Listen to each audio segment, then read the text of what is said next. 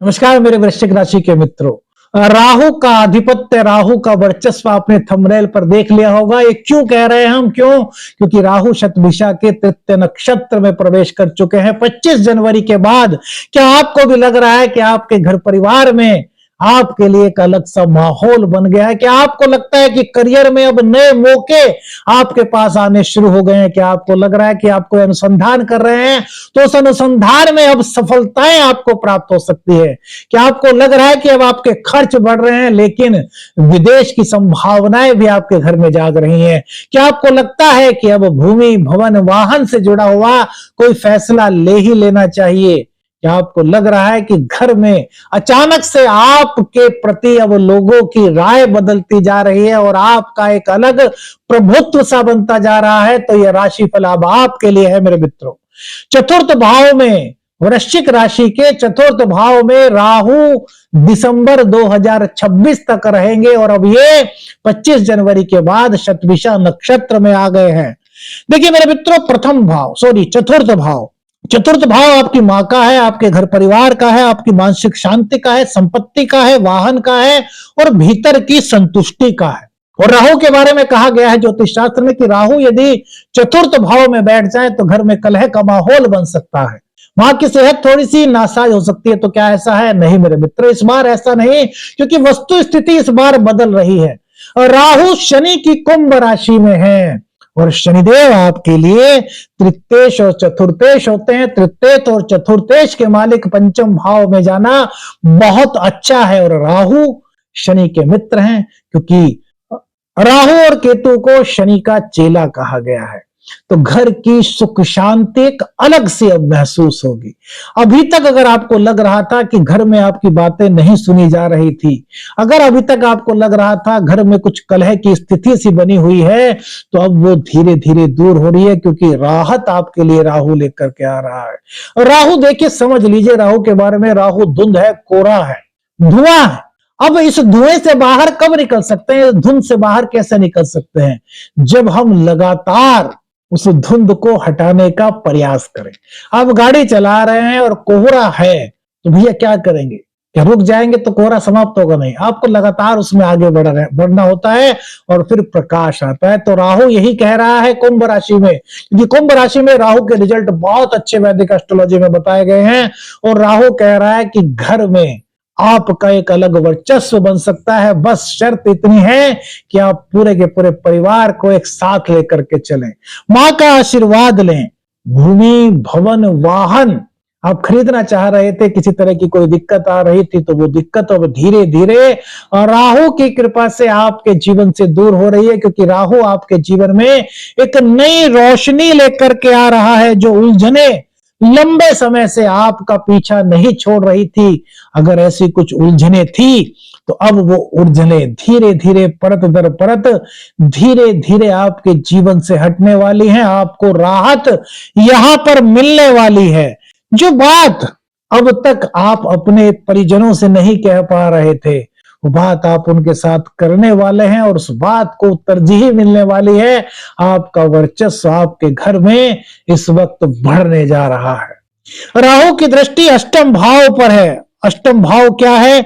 सबसे पहले एक चीज हम घर के बारे में बताना भूल गए कि यह जो समय है, ये घर की भावनाओं को समझने का है, जल्दबाजी में निर्णय लेने का नहीं है, बल्कि घर के माहौल को संतुलित करने का है। और यदि आप ऐसा करने में कामयाब हो जाते हैं, तो राहु के बारे में कहा गया है कि राहु अर्श से फर्श पर और फर्श से अर्श पर लाने की ताकत रखता है। ये राहु आपको बहुत पॉजिटिव रिजल्ट दे सकता है यदि आप भावनाओं को समझें और घर के माहौल को संतुलित बनाए रखने का प्रयास करें। ये जिम्मेदारी आपको निभानी होगी। अब अष्टम भाव पर इनकी दृष्टि, अष्टम भाव है अचानक बदलाव, गुप्त बातें, रिसर्च, गहराई। तो यहां पर बुध की राशि है, राहु और बुध आपस में मित्र कहे गए हैं। अब जब भी राहु की दृष्टि मिथुन राशि पर पड़ती है, तो इसके जो सामान्यतः जो परिणाम है वो बहुत शुभ संकेत लेकर के आते हैं। तो मेरे मित्रों, यदि आप कोई अनुसंधान कर रहे थे, तो वो अनुसंधान में अब आपको सफलता मिल सकती है, आपके रिसर्च में, आपके अनुसंधान में, आपके खोज कार्य में अचानक से आपके सामने अब सफलता आपको प्राप्त हो सकती है। कोई ऐसा आपके मन में आइडिया आ सकता है जिसके कारण जो काम आप 4-5 सालों से कर रहे थे और अभी तक अपेक्षित सफलता उसमें अगर नहीं मिल पाई थी, तो अचानक से आपको रास्ते खुले हुए नजर आ सकते हैं। कोई पुरानी उलझन थी, कोई पुराना आपके मन में ऐसा विचार था जिसे लेकर के आप अंदर ही अंदर कंफ्यूज हो रहे थे, यदि कुछ ऐसी स्थिति थी तो वो दबाव अब आपका दूर हो रहा है, राहत आपको मिल रही है, आपके सोचने का तरीका अलग हो रहा है। अब आपके सोचने के जो आइडियाज होंगे ना वो सबसे अलग होंगे। जब आपके आइडियाज आप बताएंगे अन्य लोगों को, वो कहेंगे अरे यार ऐसा भी हो सकता है। मतलब इस तरह की आपके अंदर क्रिएटिविटी होगी। क्योंकि अष्टम भाव देखिए, अष्टम भाव के बारे में कहा नहीं जाता। अष्टम भाव बहुत महत्वपूर्ण भाव है। अष्टम भाव वो भाव है जो किसी के सामने कभी नहीं आता। वो हमारी वो बातें जो सिर्फ हम जानते हैं, या फिर वो संकेत जो हमारे मन में चलते रहते हैं, हम किसी से बयां नहीं कर पाते। उन चीजों को समझना और उन चीजों को बहुत पॉजिटिव स्क्रिप्ट में तैयार करके सबके सामने रखना, ये कोई आसान काम नहीं होता। राहु इसको आसान बनाने में आपकी बहुत मदद कर सकते हैं। बस ध्यान रखना है कि आपका तरीका पॉजिटिव हो, आप शॉर्टकट के रास्ते से ना चलें, क्योंकि शनि के घर में है कुंभ राशि में, मूल त्रिकोण राशि शनि की मूल त्रिकोण राशि है कुंभ राशि।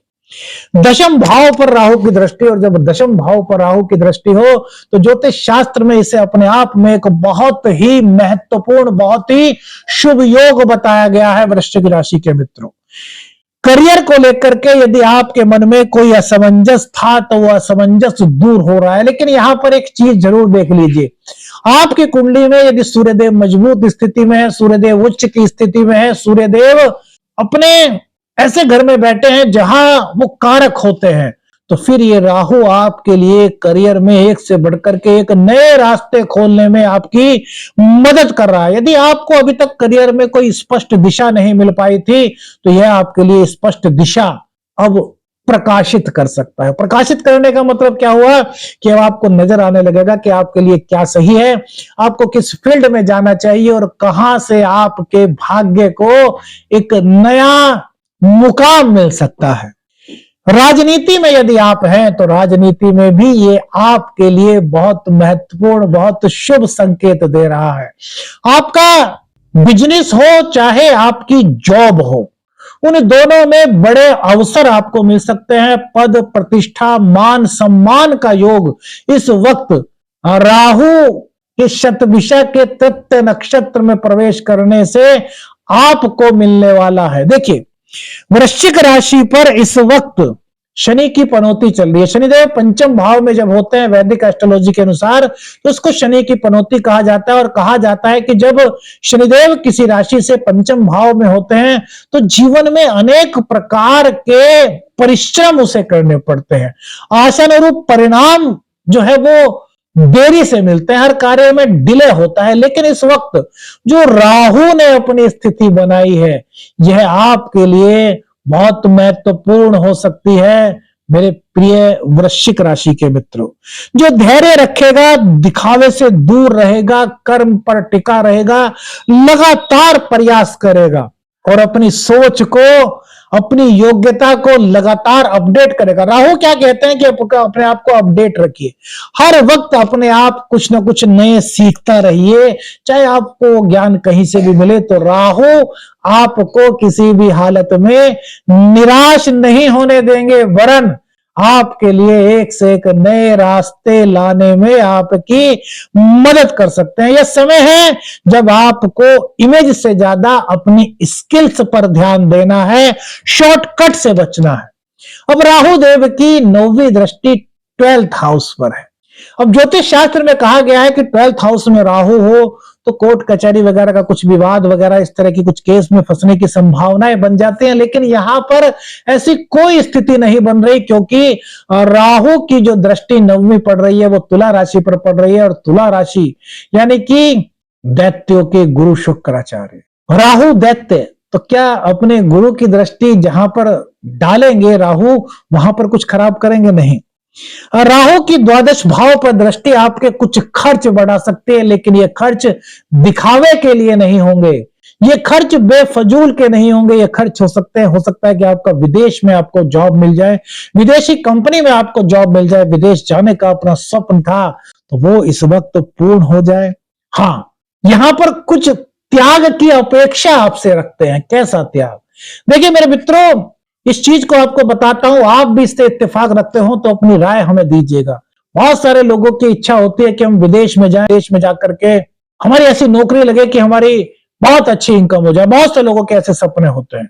क्या आपने कभी इस तरह की बात सोची है कि जब व्यक्ति, अब सपोज कीजिए आपका पुत्र है, वो बहुत अच्छी जॉब के लिए विदेश जा रहा है, तो क्या यहां पर कोई त्याग आपको दिखाई देता है? नहीं दिखाई देता, क्योंकि आज का जो कलयुग का समय है इसमें इन चीजों को इग्नोर कर दिया जाता है। लेकिन उनसे पूछिए जो माँ बाप अपने बच्चों को दूर भेज रहे हैं, और उस बच्चे से भी पूछिए जो अपने आज तक अपने माँ बाप के पास रहा है और विदेश में पढ़ने के लिए जा रहा है। यहां पर जो त्याग की भावना दिखाई दे रही है, उसी को हल्का सा ये इंडिकेट करते हैं। वो राहु कहते हैं कि कुछ बनने के लिए आपको थोड़ा बहुत त्याग करना पड़ सकता है। हो सकता है कि आप पता अपने माँ बाप को ही साथ लेकर के चलाएं, लेकिन अमूमन जनरल वे में देखा जाए तो ऐसा होता नहीं है। इसीलिए हमने कहा कि राहु आपको क्या कह रहे हैं कि आप अपनी रचनात्मकता, अपने टैलेंट और अपनी योग्यता को बढ़ाने के लिए हो सकता है विदेश में चले जाएं, विदेशी कंपनी में आपकी जॉब लग जाए। आध्यात्मिक झुकाव इस वक्त आपका बढ़ सकता है और भीतर से आपको एक अलग आनंद की अनुभूति हो सकती है। राहु कहता है कि यह समय भीतर झांकने का है, खुद को मजबूत बनाने का है। राहु की पॉजिटिविटी और कैसे प्राप्त की जा सकती है, इसका एक सरल ज्योतिषीय उपाय क्या हो सकता है मेरे मित्रों, वो भी बता देते हैं।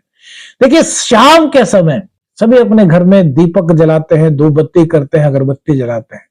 और राहु धुआं है, लेकिन जो आप दीप धूप करते हो, अगरबत्ती जलाते हो, वो राहु का पॉजिटिव रूप है।